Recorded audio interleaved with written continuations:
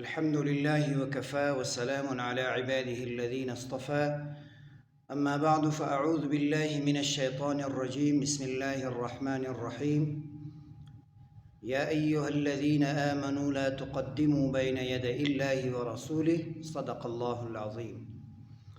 قرآن مجید فرقان حمید یہ صرف عبادات کی کتاب نہیں ہے بلکہ ریاست اور معاشرے کی اصلاح کا دستور ہے۔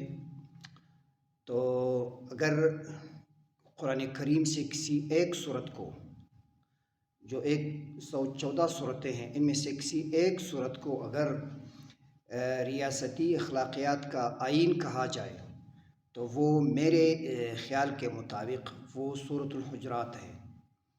اور بھی بڑی بڑی صورتیں ہیں تو ان میں بھی یہ باتیں موجود ہیں، لیکن ایک چھوٹی سی صورت میں اگر آپ دیکھ لیں تو یہ جو ریاستی اخلاقیات کا جو اس میں دستور ہے، آئین ہے، تو وہ یہ سورہ حجرات ہے۔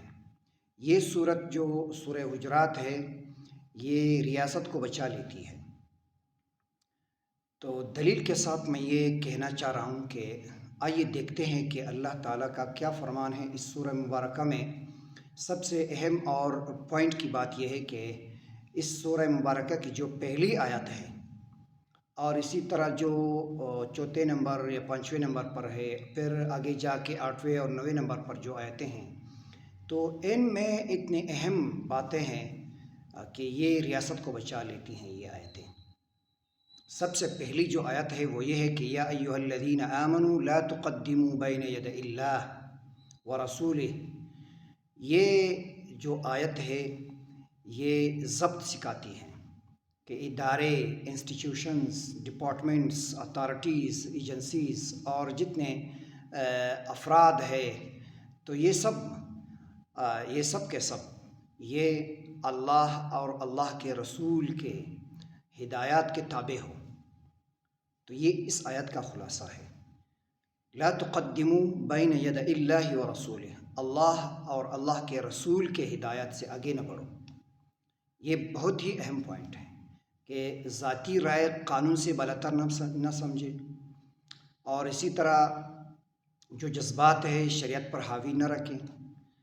تو یہ آیت مبارکہ جو ہے یہ ریاست کو بچا لیتی ہے، یہ ضبط سکھاتی ہے۔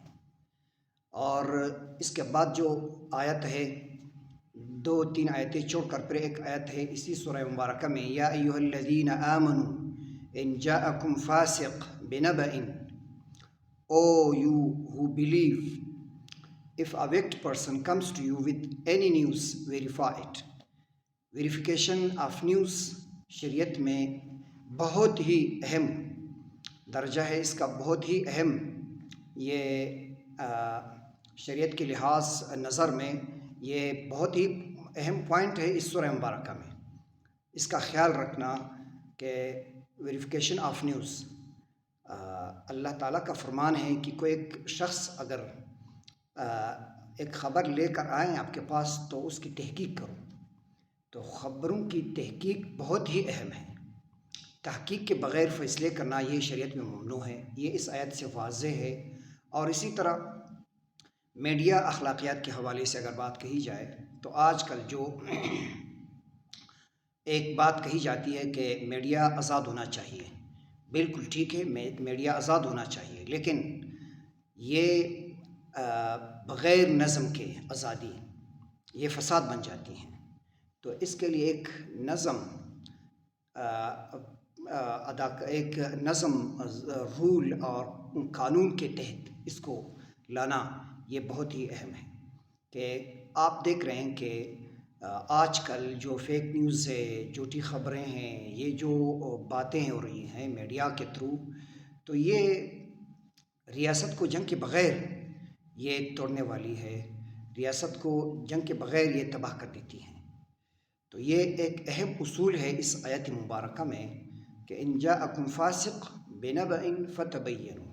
ایک حدیث میں رسول اللہ علیہ السلام کا فرمان ہے، حدیث صحیح بخاری میں ہے، کتاب الادب میں ہے، من کان یؤمن باللہ والیوم الآخر فلا یؤذی جارہ۔ جو اللہ اور قیامت پر ایمان رکھتا ہے تو وہ اپنے پڑوسی کو تکلیف نہ دے۔ من کان یؤمن باللہ والیوم الآخر فلیقل خیرا او لیصمت، جو اللہ اور قیامت پر ایمان رکھتا ہے تو وہ یا تو اچھا کہے یا خاموش رہے۔ اور اسی کے ساتھ اس حدیث میں من کان یؤمن باللہ والیوم الآخر فلا یأخذ سمیعا کل ما یسمع، کہ وہ ہر سنی سنائی بات کو نہ پھیلائے۔ جو انسان اللہ اور قیامت پر ایمان رکھتا ہو تو وہ ہر سنی سنائی بات کو نہ پھیلائے۔ تو یہ بطور تشریح اس آیت مبارکہ کی، تو یہ اہم اصول ہے کہ اگر اس پر، ان اصولوں پر ایک معاشرہ، قوم، ایک ریاست یہ چل پڑے ان کے مطابق، ان ہدایات کے مطابق وہ اپنی زندگی بسر کرنا شروع کرے، تو انشاءاللہ یہ آیتیں یہ ریاست کو بچا لیتی ہیں، قوموں کو بچا لیتی ہیں تباہی بربادی سے۔ اور تیسری اہم پوائنٹ یہ ہے اسی سورہ حجرات میں، وَإِن طَائِفَتَانِ مِنَ الْمُؤْمِنِينَ اقْتَتَلُوا فَأَصْلِحُوا بَيْنَهُمَا۔ اس آیت کا خلاصہ یہ ہے کہ امن قانون کے ذریعے بحال ہو، قانون کے ذریعے امن بحال کرنے کا حکم ہے اس میں۔ ماورائے قانون، ماورائے عدالت، ماورائے ایک گروہ کے جو اختیار رکھنے والے ہو، تو اپنی طرف سے طاقت کے ذریعے امن بحال کرنا یہ شریعت میں اس کی گنجائش نہیں ہے۔ اور اسی کے ساتھ انما المؤمنون اخوہ، مومنہ جو سارے مومن ہیں یہ آپس میں بھائی بھائی ہے۔ تو یہ جو بھائی چارے کا جو درس ہے یہ نسل، قوم، زبان، یہ ان سب سے بالاتر ہے کہ ہم ایک بھائی چارے کا فضا، ماحول یہ پیدا کریں۔ تو یہ وہ آیتیں ہیں جن میں ایک ریاست کے قیام کے لیے، ایک ریاست کے بچاؤ کے لیے اللہ تعالیٰ کی طرف سے جو احکامات ہیں ان پر عمل پیرا ہو کر، تو انشاءاللہ العزیز فرداً بھی اور اجتماعی طور پر بھی، اداروں کے حوالے سے بھی، ہر حوالے سے اگر یہ مسلمان ایک ریاست میں ان ذمہ داریوں کو، ان ہدایات کو عمل میں لائے تو یہ آیتیں ریاست کو، قوم کو، ایک گھرانے کو بچا لیتی ہیں۔ اللہ تعالی ہمیں عمل کرنے کی توفیق عطا فرمائے۔